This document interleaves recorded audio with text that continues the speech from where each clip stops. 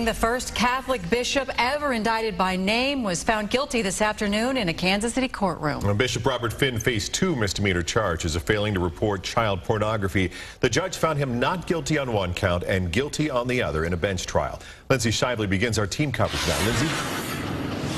Mark, a guilty verdict for Bishop Finn meant prosecutors dropped the charges against the Diocese of Kansas City St. Joseph. Now, Bishop Finn is not going to see jail time, just probation, but it's still a verdict and a sentence even prosecutors are calling a win as they tried to prove a case of how much Bishop Finn knew. Opening statements became the testimony of this brief bench trial.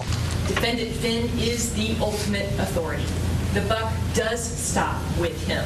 Now, Bishop Finn believed in his heart when this emerged that it had been handled.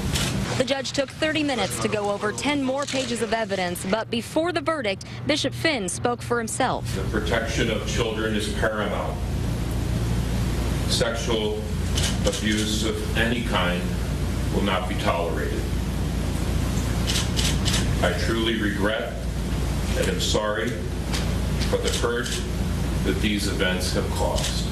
Guilty, but only to one of 2 counts for failure to report child pornography. Finn was not guilty for failing to report in December 2010 when the pictures were found, but was guilty beginning in February 2011 when Finn restricted Father Sean Radigan from being near children. With his verdict, the judge sentenced Finn to 2 years probation and a list of conditions, plus a hope for a changed future. Children will no longer be subjected to this kind of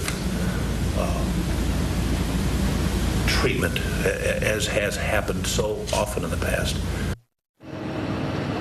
These charges came in the first place for failure to report because Bishop Robert Finn is considered a mandated reporter. So that list of conditions for his probation includes having to take mandated reporter training with the Department of Children's Services. He also has to institute a training program for the clergy in his diocese, as well as start a $10,000 fund for counseling for abuse victims. Lindsay Shively, 41 Action News.